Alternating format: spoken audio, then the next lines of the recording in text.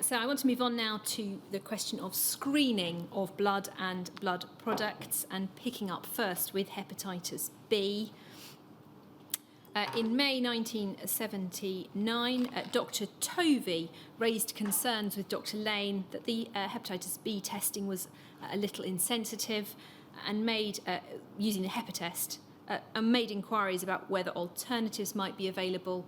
And Dr. Lane's response was that the RAA test would be discussed at the next directors' meeting in May 1979. At that meeting in June 1979, Dr. Lane offered to send reagents free of charge to anyone who wished to try out the RAA test. And Dr. Tovey suggested that there ought to be uniformity of practice in the use of the test, with a change by all RTCs to RAA if this were to be agreed policy. If we move forwards to 1990 in relation to the hepatitis B core testing, Dr. Flanagan wrote to Dr. Gunson on the 25th of June 1993, informing him that the Yorkshire Centre were in the process of developing a strategy for the introduction of hepatitis B core screening. And although he was keen for it to be introduced as soon as possible, he also felt it was very important that there was conformity on the principles underlying the core testing in different regions. Dr. Robinson wrote around the same time to Dr. Gunson, stating she considered that core testing should be introduced as soon as feasible, and that they would be in a position to do so by October 93. Of course, as the inquiry is heard in October 93, Dr. Gunson informed all RTDs that hepatitis B core testing wasn't to be introduced. But we can see from the documents that Yorkshire was keen to do so and ready to pursue that.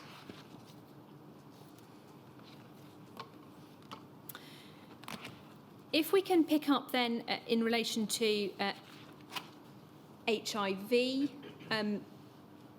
Dr. Robinson's statement addresses her awareness that HIV may not be confined to the gay community when she attended a symposium in Boston in 1982. And she's stated in her statement that by 1983, more risk factors for HIV were becoming clear to her.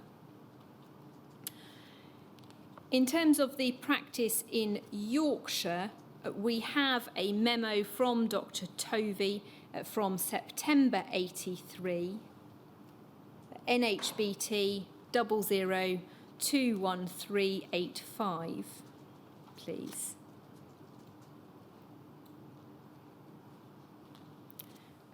Dr. Tovey's written to medical officers as follows: it's been agreed by transfusion directors and the DHSS that the enclosed AIDS leaflet should be made available on donor sessions, and I'll arrange for these to be sent out in the next few days.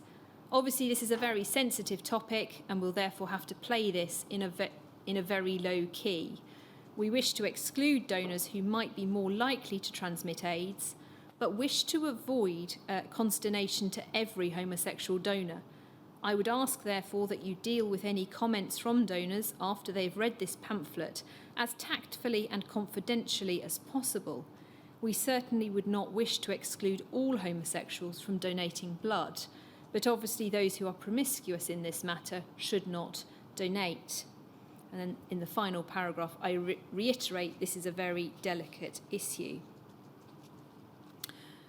Dr. Robinson stated in her statement that she couldn't recall how the leaflet was distributed. She said this: but I believe that with every call to a donor centre, a leaflet was included, but there was no specific means of ensuring that every donor read it. Her recollection was that we put the leaflet in every call-up letter and also had the leaflet available at donor sessions. On the 21st of November 1984, Dr. Tovey issued some modified instructions to the medical officers, NHBT 96480 underscore 028, please. And if we go to the last page, page 4.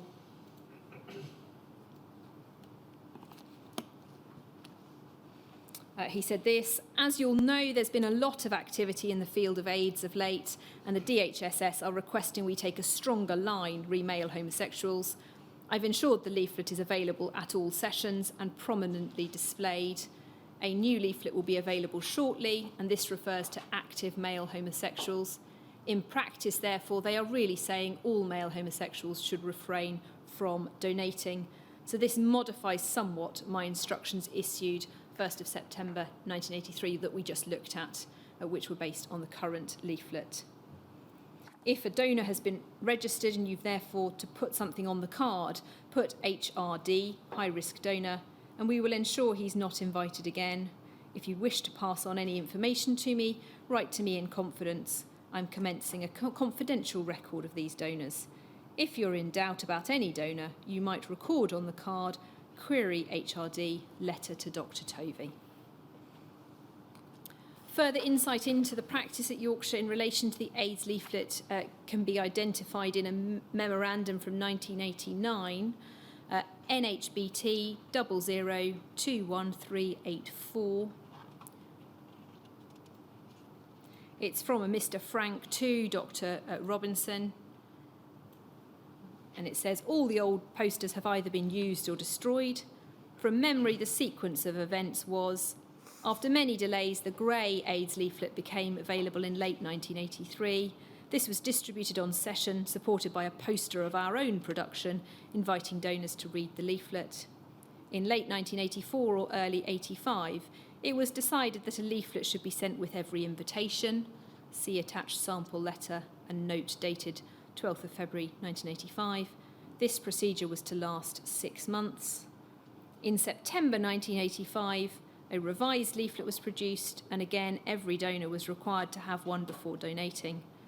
For something like 2.5 years, we've used the data post invitation, which has regularly been AIDS updated for public normal donors. Just before we leave this document, it coincides with what Robinson says in her statement, as you've just told me, that the leaflet was sent with invitations, or at least to some extent was. Indeed. My question is how that fits with what you showed me earlier this morning, where it was the mobile teams were described as having to set up and advertise their presence locally because there weren't invitations. Indeed. That's unclear, sir, how those two things fit together. And unfortunately, this is as much as we have. It may be that the mobile sessions, there were two different streams operating, where some were called up and the mobile system where they weren't called up. But I'm afraid we don't have any further information on that.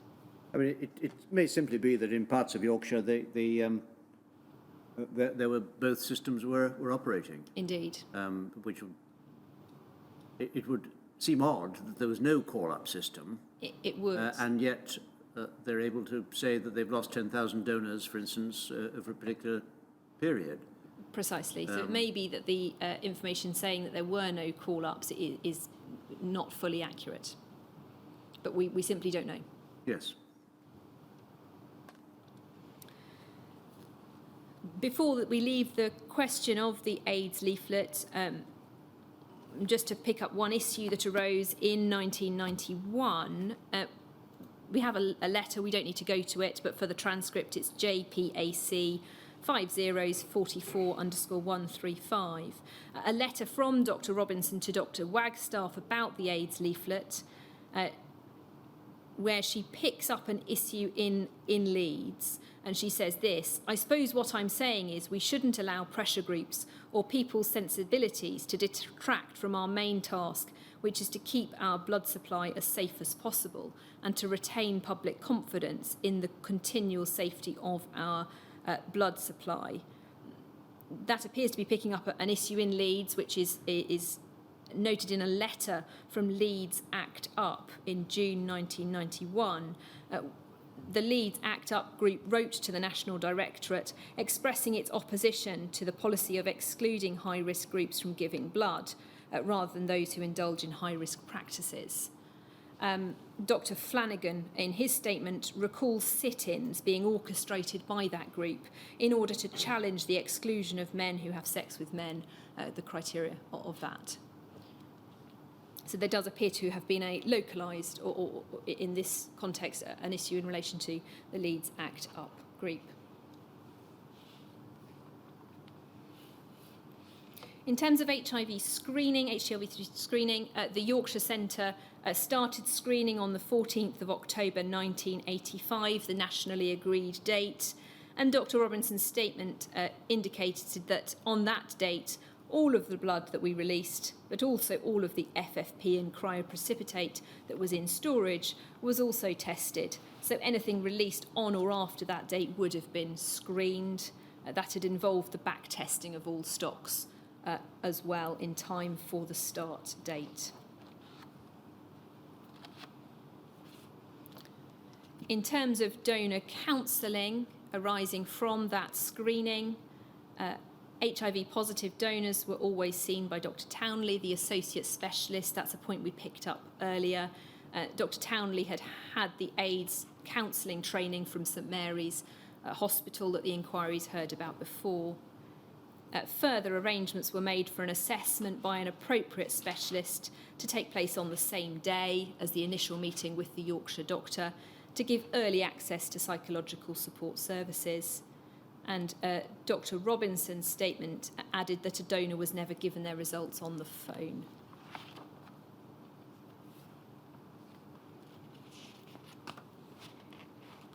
In terms of screening for hepatitis C, in a response to a request from Dr. Gunson about when the Yorkshire Centre could start hepatitis C screening, the Yorkshire Centre said they could commence testing at the beginning of May 1991, with a universal release of hepatitis C tested product on the 1st of June 1991, provided satisfactory financial arrangements were in place. So we can take that down, Sally, please. The inquiries heard evidence already in relation to Dr. Lloyd starting hepatitis C testing early, and Dr. Robinson, in a statement she provided for the hepatitis C litigation, indicated that when she heard about this, she telephoned Dr. Gunson to offer support, and she expressed her strong belief that patients throughout England were entitled to receive the same standard of product, and she believed it was necessary for all centres to commence screening at the same time. Having said that, in relation to her statement for this inquiry, she has said that she can see with hindsight that some infections would have been prevented with earlier screening, and of course I would want to have prevented this. And she then picks up some concern about the position of donors if the testing was not specific enough, saying that the actions of donors are entirely altruistic and not for their own benefit. And there is an aspect of collateral damage when something like screening is introduced, because it will have an impact on the donors to whom as a service we owe a duty of care. If we introduce something that's going to have an impact on them, we, I think she's referring to the blood service, are their only champions. And for example, telling a donor that they're hepatitis or HIV positive when they're not, because of a failure in the sensitivity and specificity of a test, is highly damaging to that individual who's receiving no benefit whatsoever from donating their blood. So that was picking up the concerns about the early screening tests. The Yorkshire Centre began evaluating the second generation ortho testing kits with a preliminary starting date for that trial in May 1991.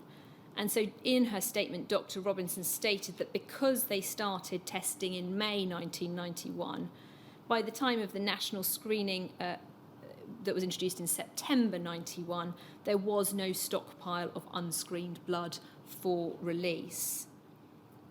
In relation to FFP and cryoprecipitate, although the shelf life of those products, she said, was 2 years, most of their stock would have been issued and used within 3 months. And so she says this, I do not believe that we had any that was unscreened by the time of introduction of screening in September 1991 because we'd been screening since May 1991.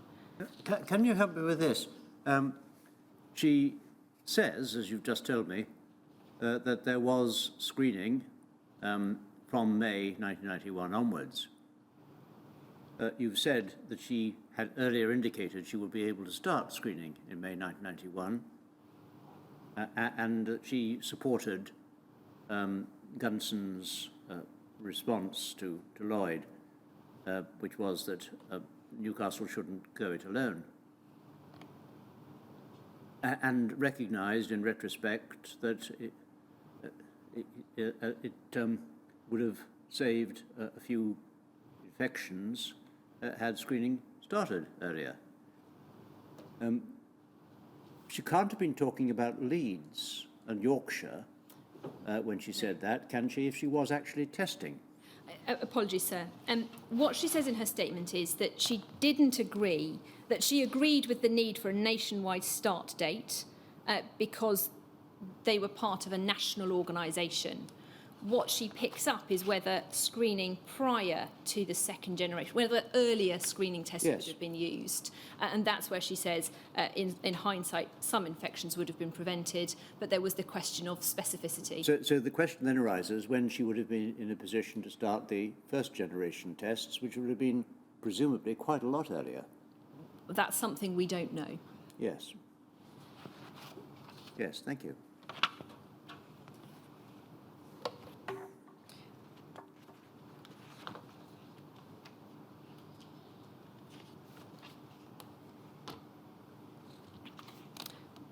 What we do have, sir, is the question of the funding of the tests and the costs involved for Yorkshire. We have a document, we don't particularly need to go to it, but I'll read in the reference, NHBT 00352120, where the cost to the Yorkshire Centre of HCV testing is estimated at £478,745. And in a letter in December 1991, so subsequently, Dr. Robinson informed Dr. Gunson that the additional costs were allocated to purchasers, in other words, hospitals, to meet, and that the centre was recovering the costs of anti-HCV testing, subsequent confirmatory testing and counselling of donors by including these costs in its unit price for blood local products.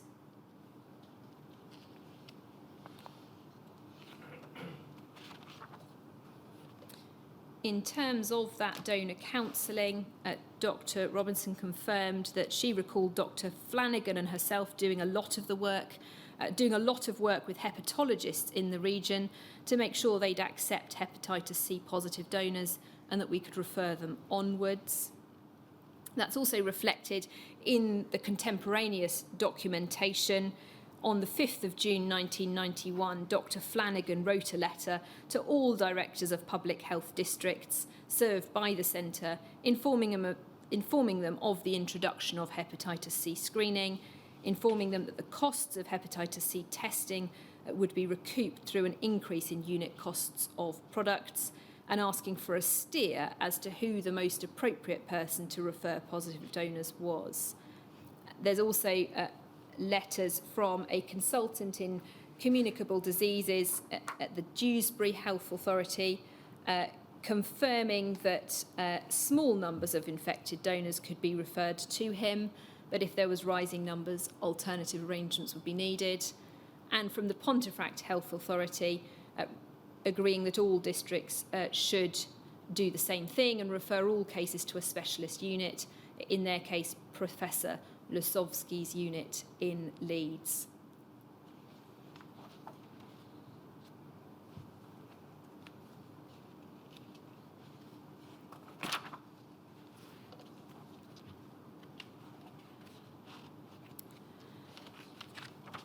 And so the clinical care of donors who were identified as hepatitis C positive was addressed by the centre. If we then move to look back, first of all, Australia antigen look backs. There are a number of documents that indicate that when the Yorkshire Centre was informed of either a patient developing jaundice after receiving a transfusion or a plasma batch being infected, a look-back exercise was undertaken with the retesting of the donor and testing samples that were held of previous donations. In relation to HTLV3, look-back, where a donor was identified as being HTLV3 positive and had donated into a pack of plasma, Dr. Tovey informed BPL and then carried out an exercise to identify patients who'd received that batch. And Dr. Robinson was also involved in later exercises seeking to identify donors and recipients. In terms of hepatitis C look back, if we could turn to NHBT 0035171, please.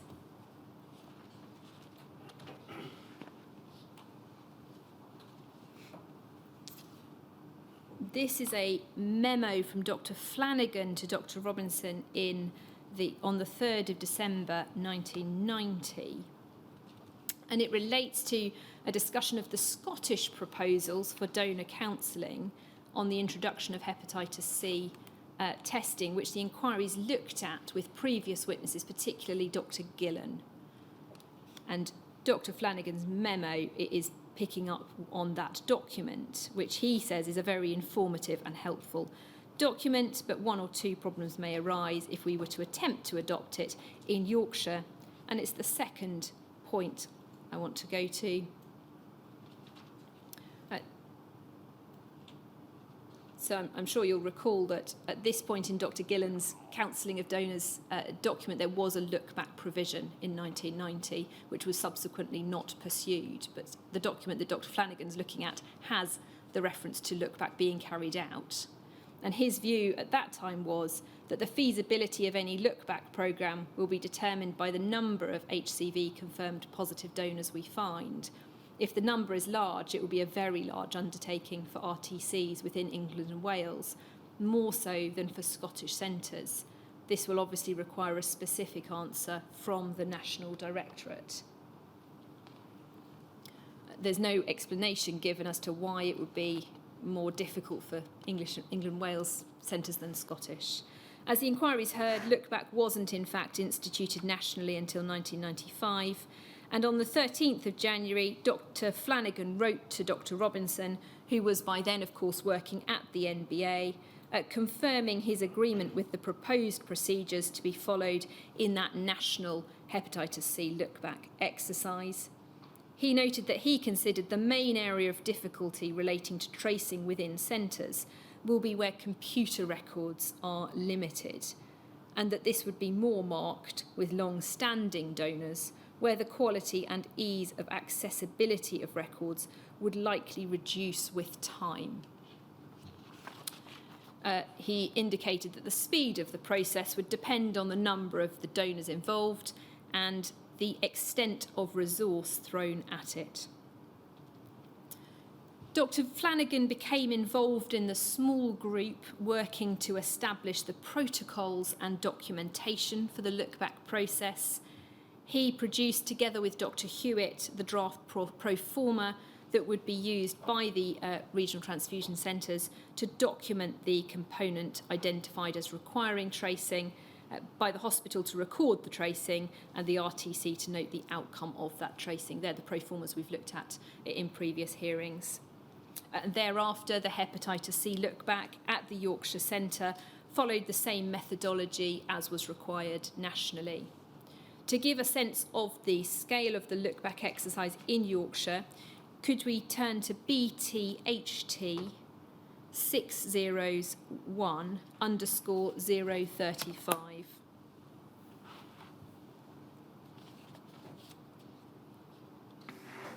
This is a letter from Dr. Parapia, the consultant haematologist at Bradford, to his chief executive.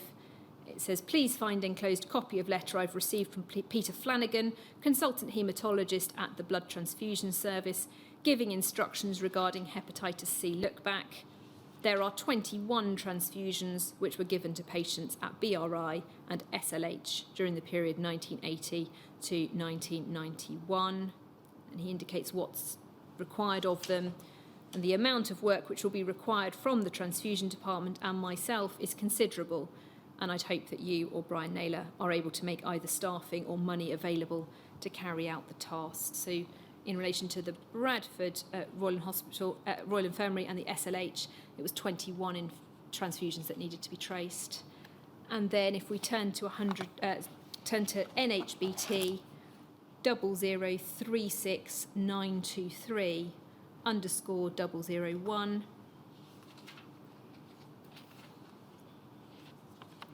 we can see further details on the figures. If we can just zoom into the table.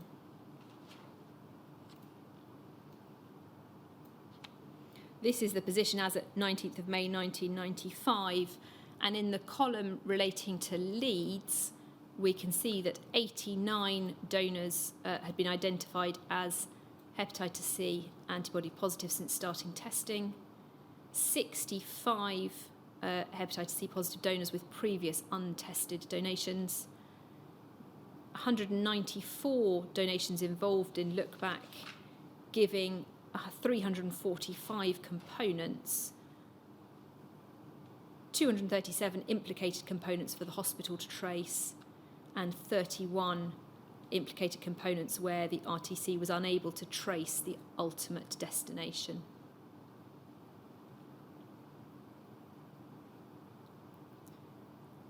Once again, it's a little unclear how these figures add up, but they are what we have in relation to the look-back work in Leeds.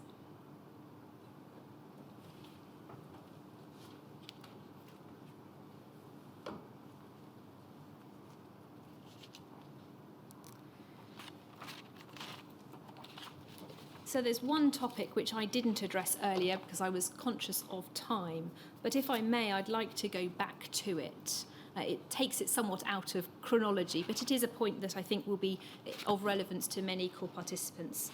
If I can just have a moment, I'll just find the point in my notes.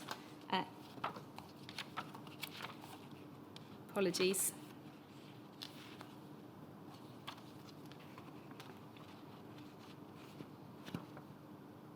Yes, thank you, sir. And it's just to pick up this issue, which was the provision of commercial blood products in the region. So it's tracking back somewhat, but as I say, I think it's of importance to highlight orally as well as in the presentation.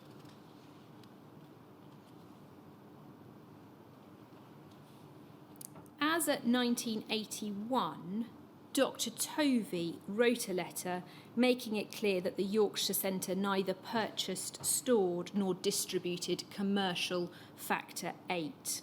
The references for that are DHSC 302209_076 and _077. We don't need to go to it. However, by October 1983, the Advisory Committee on the NBTS authored a report entitled The Regional Purchase of Commercial Blood Products, in which it was noted that in Yorkshire there had been regional purchase of all blood products since 1981, and Dr. Tovey reported that it was working well. So, as at July 81, there was no purchase, but at some point after that, it appears that the Yorkshire Centre was purchasing commercial blood products. If we could now turn to BAYP 5011, please. _058. We can see a memo from Bayer dated the 13th of April 1988, which addresses the Co-8 HT lot and then the number. On receipt of your memo of the 21st of March 1988, every customer who used lot 50S021 was contacted and told of the possible hepatitis B transmission and asked to return any product that hadn't been used. And then there's a table, and we can see towards the bottom Leeds BTS, Dr. Tovey, and 264 vials had been returned.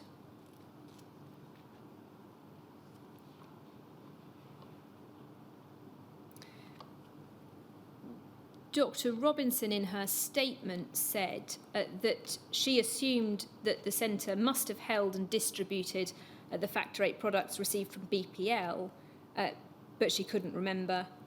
She thought that it would solely be NHS products because she never had anything to do with commercial products. That appears to be at odds with the other documentation.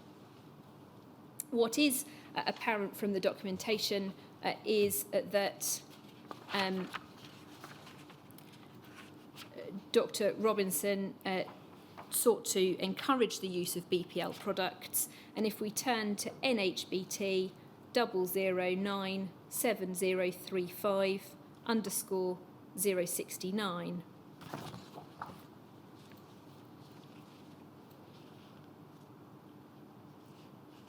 we can see a letter from Dr. Robinson to Dr. Gunson, and we pick up in the dated the 2nd of March 1990, we pick up the second paragraph. Within Yorkshire, I've developed and am continuing to progress an effective relationship between district general managers and the blood transfusion service. This is demonstrated by the identification of a representative for each district general manager who will work with myself in controlling the demand and source of supply of all blood products so that overall the region maximises its usage of cost-effective product through BPL. And she says, I would strongly recommend that all regions be encouraged to look within their organisations so as to achieve the same level of control and commitment to BPL products as is evident within Yorkshire. And that is echoed in Dr. Flanagan's statement, where he says, my recollection is that Angela Robinson clearly tried to promote the use of BPL products as opposed to commercial ones.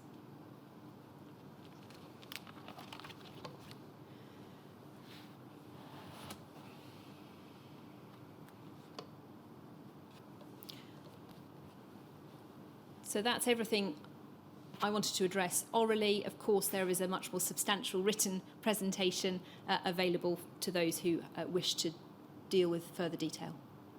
Well, thank you very much. We'll take a break then until 1 o'clock when we are due once again to hear from Dr. Lloyd in Canada. Indeed. So 1 o'clock. Thank you.